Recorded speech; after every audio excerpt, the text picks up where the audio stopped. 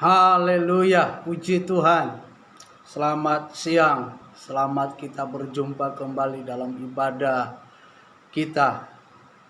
Pertemuan yang kedua di bulan Agustus secara online. Ya, hari ini jatuh tanggal 8 bulan Agustus 2021.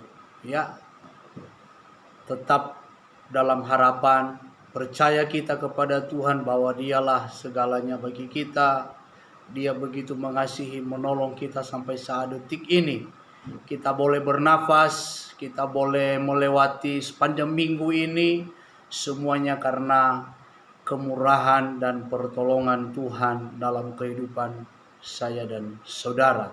Ya, pada saat ini kita akan kembali mendengarkan kebenaran firman Tuhan. Ya, sebelum kita mendengar firman Allah, kita berdoa.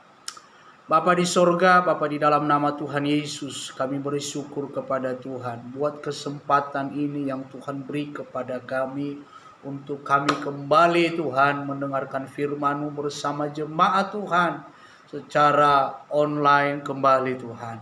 Tapi kami kembalikan pujian, syukur, hormat kepada Tuhan. Dan kami siap mendengarkan firman-Mu hanya di dalam nama Tuhan Yesus Kristus. Haleluya. Amin. Ya, puji Tuhan. Selamat kita mendengarkan kebenaran firman Tuhan. Tema kita hari ini adalah hidup di dalam kasih. Hidup di dalam mengasihi Tuhan. Ya, tema kita yaitu hidup dalam kasih. Kita baca di dalam Markus 12 ayat 28 sampai ayatnya yang ke-34. Boleh Bapak Ibu jemaat Tuhan yang diberkati baca di dalam Alkitab kita masing-masing yang ada di rumah. Demikian firman Allah. Lalu seorang ahli Taurat yang mendengar Yesus dan orang-orang Saduki bersoal jawab dan tahu bahwa Yesus memberi jawab yang tepat kepada orang-orang itu, datang kepadanya dan bertanya, hukum manakah yang paling utama? Jawab Yesus, hukum yang terutama ialah, dengarlah, hai orang Israel, Tuhan Allah kita, Tuhan itu esa. Kasihilah Tuhan Allahmu dengan segenap hatimu, dan dengan segenap jiwamu, dan dengan segenap akal budimu, dan dengan segenap kekuatanmu. Dan hukum yang kedua ialah, kasihilah sesamamu manusia seperti dirimu sendiri. Tidak ada hukum lain yang lebih utama daripada kedua hukum ini. Ayatnya yang ke-32. Lalu kata ahli Taurat itu kepada Yesus, tepat sekali guru, benar katamu itu, bahwa Dia esa dan bahwa tidak ada yang lain kecuali Dia. Ayat 33, memang mengasihi Dia dengan segenap hati, dan dengan segenap pengertian, dan dengan segenap kekuatan, dan juga mengasihi sesama manusia seperti diri sendiri adalah jauh lebih utama daripada semua korban bakaran dan korban sembelihan. 34, Yesus melihat bagaimana bijaksananya jawab orang itu, dan Ia berkata kepadanya, engkau tidak jauh dari kerajaan Allah. Dan seorang pun tidak berani lagi menanyakan sesuatu kepadanya. Ya, puji Tuhan. Sekali lagi saya akan baca yang menjadi ayat pokok kita, yaitu ayatnya yang ke-30. Dia berkata begini, kasihilah Tuhan Allahmu dengan segenap hatimu, dengan segenap jiwamu, dan dengan segenap akal budimu, dan dengan segenap kekuatan kita. Nah, kita sebagai pengikut Kristus harus atau mau mengasihi Tuhan dengan sungguh-sungguh. Tidak hanya sekedar ucapan, tetapi harus disertai dengan tindakan untuk mengasihi Tuhan. Nah, Allah sangat mengasihi kita, jemaat Tuhan yang dikasihi oleh Allah, sampai Ia memberikan anaknya yang tunggal Dia korbankan, dia berikan kepada kita. Untuk apa? Supaya kita itu tidak binasa. Dia mengasihi kita begitu tulus. Ya.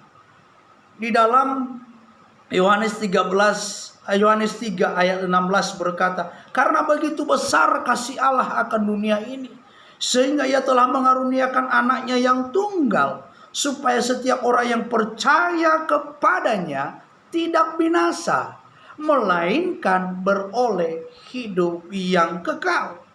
Dan kita melihat bahwa begitu setianya Allah mengasihi kita, ya. Nah, dia juga ingin kita mengasihi dia dengan segenap hati, dengan segenap jiwa kita, dengan segenap akal budinya kita, dan dengan kekuatan yang kita punya. Dan sehingga itu, kalau kita lakukan, menyenangkan hati Tuhan.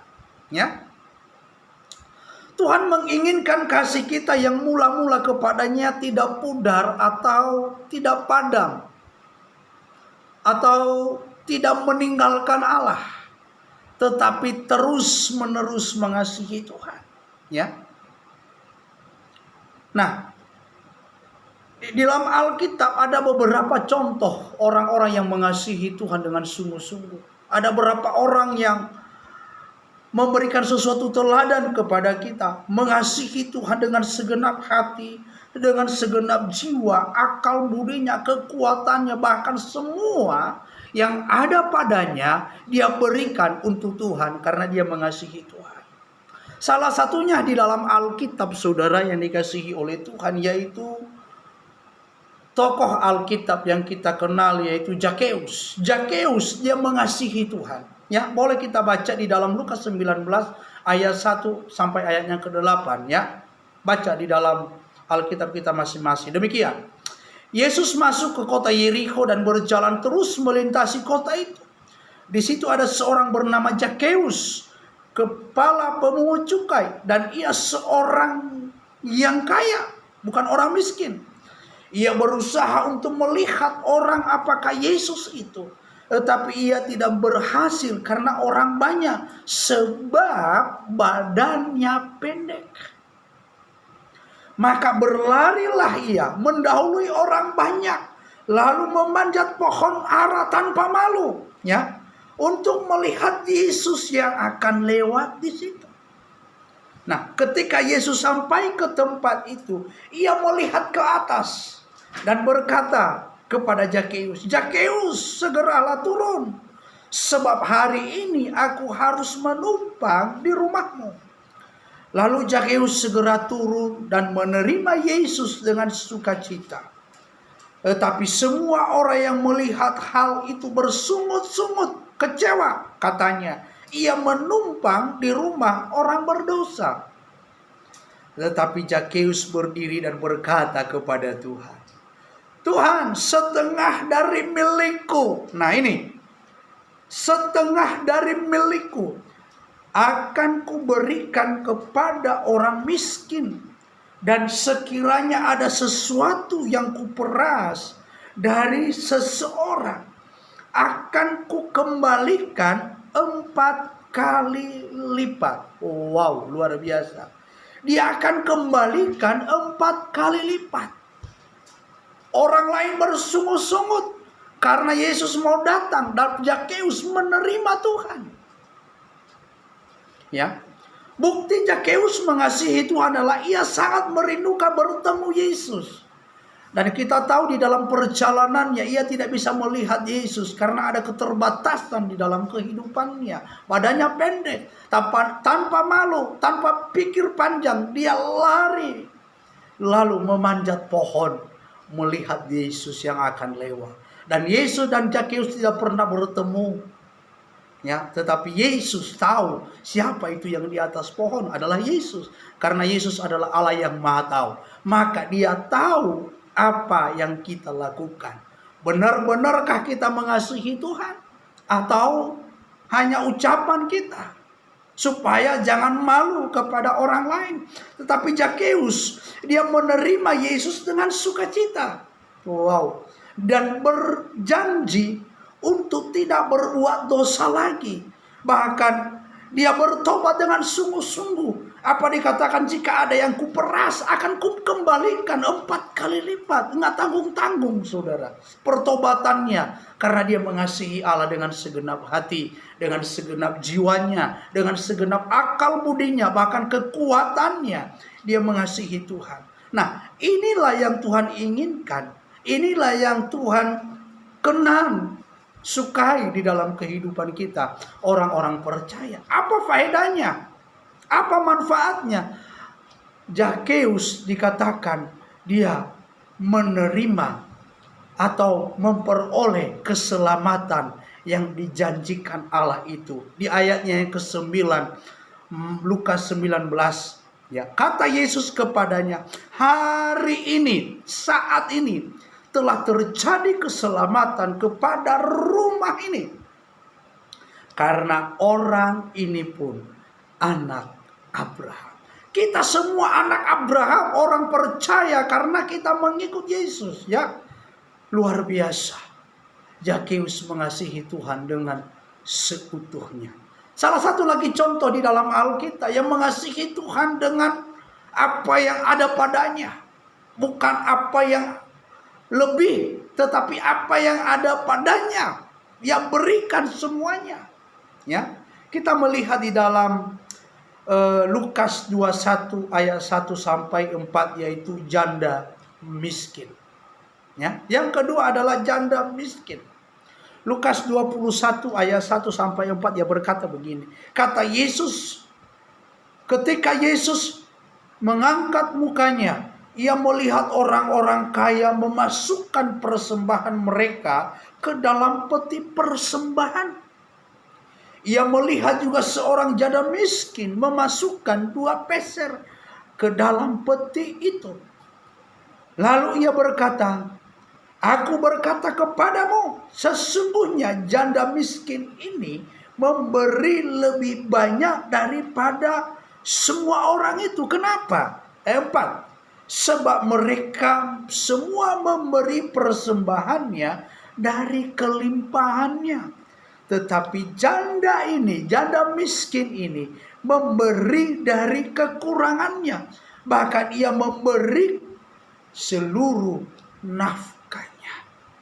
Cintanya Tuhan itu luar biasa. Cintanya kepada Allah itu, dia beri apa yang ia punya, bahkan seluruh apa yang ada padanya. Bukan karena dia punya, bukan. Tapi dia beri itu dengan ketulusan hati, dengan keikhlasan, karena dia mengasihi Tuhan. Dia tahu yang memelihara hidupnya adalah Tuhan, yang menolong hidupnya adalah Tuhan, yang memberikan penghidupan kepadanya adalah Tuhan. Buktinya adalah ia mengasihi Tuhan, memberikan persembahannya dengan sikap hati yang tulus, ikhlas, memberi dari segala kekurangan, tidak seperti orang kaya dari kelebihannya. Tapi inilah yang dikehendaki Tuhan, harus memberi dengan sukacita. Jemaat Tuhan memberi persembahan kepada Tuhan, jangan dengan paksa, ya, jangan dengan berkelebihan kita, tetapi harus dengan ketulusan, keikhlasannya kita. Jangan memberikan persembahan supaya engkau dipuji, jangan. Tidak ada artinya. Tapi berikan persembahan karena engkau cinta Tuhan. Amin. Memberi yang terbaik bagi Tuhan karena engkau cinta Tuhan. Apa faedahnya? Apa manfaatnya kepada janda ini? Ia dipuji oleh Tuhan Yesus. Ya, di ayatnya yang ke-33 sampai ayat 43 sampai ayat 44 dia berkata, maka dipanggilnya murid-muridnya dan berkata kepada mereka, aku berkata kepadamu, sesungguhnya janda miskin ini memberi lebih banyak daripada semua orang yang memasukkan uang ke dalam peti persembahan. Sebab mereka semua memberi dari kelimpahannya, tetapi janda ini memberi dari kekurangannya. Semua yang ada padanya, yaitu seluruh nafkahnya, dia beri kepada Tuhan. Wow, luar biasa. Cintanya kepada Tuhan ajaib dan dahsyat, ya, luar biasa. Makanya saya mau ajak jemaat Tuhan di tempat ini. Berilah sesuatu yang baik kepada Tuhan. Jangan dengan paksa, tetapi dengan sukarela. Ya, dengan ketulusan. Maka kita akan menerima pujian dari Tuhan. Karena apa yang kita tabur, kita akan tuai. Ya. Apa yang kita lakukan, pasti kita akan petik hasilnya. Luar biasa mengasihi Tuhan ini dengan sungguh-sungguh, saudara. Sangat-sangat ada manfaatnya bagi kita. Ya. Yang ketiga, yang terakhir, ya. Hari ini sangat singkat saya menyampaikan firman Tuhan. Yang ketiga adalah orang yang mengasihi Tuhan dengan sungguh-sungguh, yaitu Stefanus. Kisahnya di dalam Kisah Para Rasul. Kisah Para Rasul pasal 7 ayat 54 sampai 60, dia berkata, ketika anggota-anggota mahkamah agama itu mendengar semuanya itu, sangat tertusuk hati mereka. Maka mereka menyambutnya dengan gertakan gigi. Tetapi Stefanus yang penuh dengan Roh Kudus, penuh dengan kuasa dari Tuhan, menatap ke langit lalu melihat kemuliaan Allah. Dan Yesus berdiri di sebelah kanan Allah. Lalu katanya, sesungguhnya aku melihat langit terbuka dan Anak Manusia berdiri di sebelah kanan Allah. Maka berteriak-teriaklah mereka dan sambil menutup telinga serentak menyerbu dia. Mereka menyeret dia keluar kota lalu melemparinya.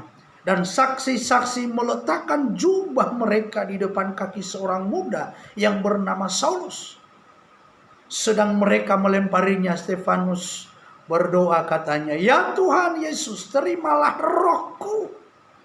Sambil berlutut ia berseru dengan suara nyaring, Tuhan janganlah tanggungkan dosa ini kepada mereka. Dan dengan berkataan itu ia meninggallah ia. Wow, luar biasa. Mengasihi Tuhan dengan sungguh-sungguh. Menyaksikan, menyampaikan kebenaran Tuhan. Menyampaikan sesuatu hal yang baik.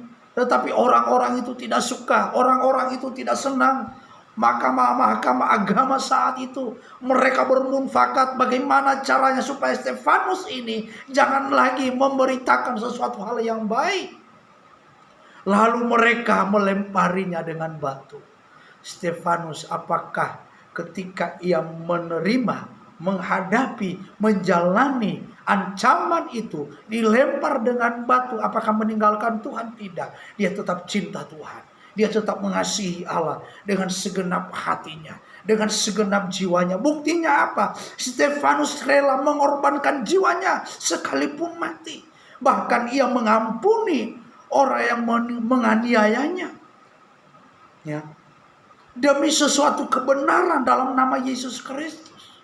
Dia rela mati, dia rela disiksa. Ya, disiksa lah ya, dilempar sampai mati. Ya, tapi luar biasa kesetiaannya, cintanya kepada Tuhan, mengasihi Tuhan, tidak pernah pudar. Amin. Makanya jemaat Tuhan, kalau ada tantangan, jangan tinggalkan Tuhan. Penderitaan kita tidak seberapa seperti yang Stefanus alami, tidak seperti apa yang ia hadapi, mati dilempar. Ya, ya, tantangan itu menguji iman kita, kasih kita kepada Tuhan. Ya, apa yang ia peroleh? Di situ kita melihat bahwa dia melihat kemuliaan Allah. Stefanus melihat kemuliaan Allah. Lalu dia melihat Tuhan Yesus ada berdiri di sebelah kanan Allah. Wow, dia melihat Tuhan. Nah, saudaraku yang kekasih, yang menjadi pertanyaannya bagi kita sebagai orang-orang yang percaya, sudahkah kita mengasihi Tuhan dengan segenap hati, dengan segenap jiwa kita, dengan segenap akal budinya kita, dengan kekuatan kita? Tapi saya mau katakan, sebagai orang yang percaya kepada Tuhan, kita harus mengasihi Tuhan. Amin. Haleluya. Jemaat Tuhan tetap setia karena upah kita ada di sorga. Ya. Karena firman Tuhan berkata, barang siapa yang setia sampai kepada akhir zaman, dia akan memperoleh mahkota kehidupan. Ya, Tuhan Yesus kiranya menolong saya dan saudara. Kesimpulannya adalah, marilah kita kembali kepada Allah dengan kasih cinta kita yang mula-mula. Mencintai Tuhan dengan sungguh-sungguh. Mencintai Allah dengan segenap hati, dengan segenap jiwa kita, dengan segenap akal budinya kita. Dengan kekuatan apa yang kita punya, kita gunakan untuk mengasihi Dia, menyenangkan hatinya, dan memuliakan namanya. Ya, puji Tuhan. Kiranya Tuhan Yesus memberkati kita, jemaat Tuhan yang ada. Ya, kita berdoa.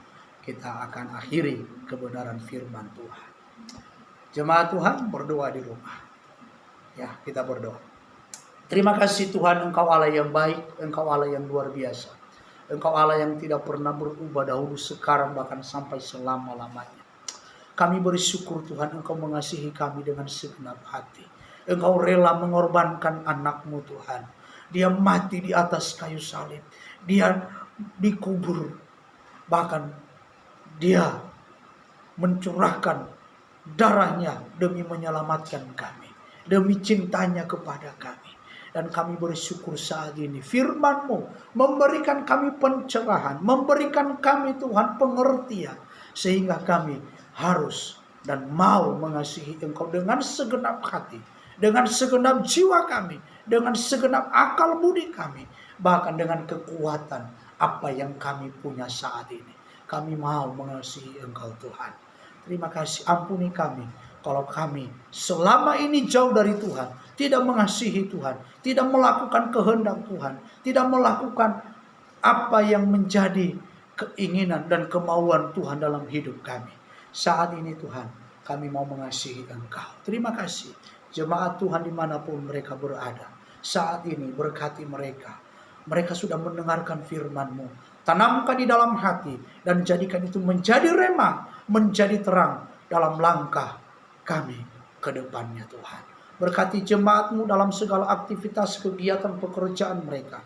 Kekuatan kesehatan Tuhan berikan. Pergumulan doa mereka Tuhan memberikan jawaban yang pasti. Berkati lingkungan daerah sekitar kami yang ada. Berkati bangsa dan negara kami.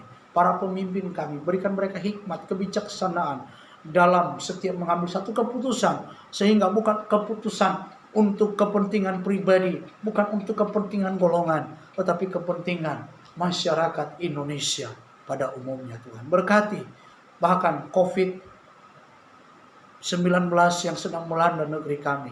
Orang-orang yang sudah kena COVID Tuhan, sembuhkan mereka. Yang sudah positif, yang masih isoman Tuhan, tolong sembuhkan mereka oleh darah Yesus. Kasihani mereka, selamatkan mereka Tuhan. Bahkan negara kami diselamatkan dari segala sakit penyakit COVID ini Tuhan.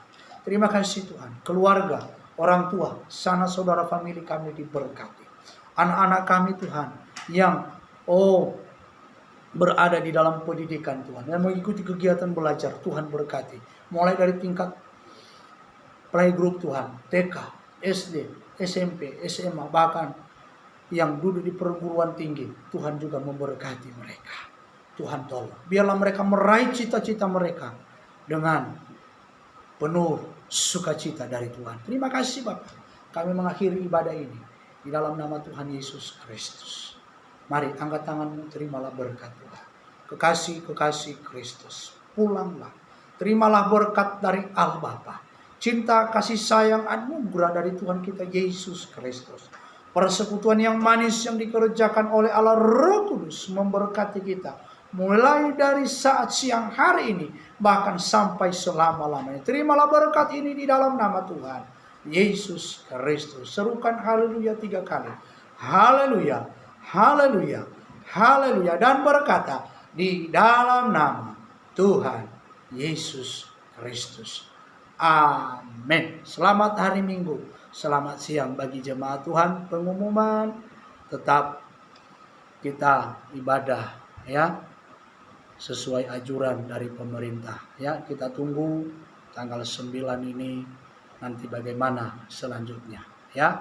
Kita tetap berdoa agar kita tetap sehat, tetap kuat, dan tetap diberkati di dalam segala hal, terlebih kita di dalam mengiring Tuhan ya. Jemaat Tuhan, doakan kami hamba Tuhan Dan kami hamba Tuhan sebagai gembala juga mendoakan jemaat Tuhan. Mari kita saling dukung di dalam doa. Karena doa itu adalah nafas kehidupan orang percaya. Terima kasih. Tuhan Yesus memberkati. Sampai jumpa. Haleluya. Amin.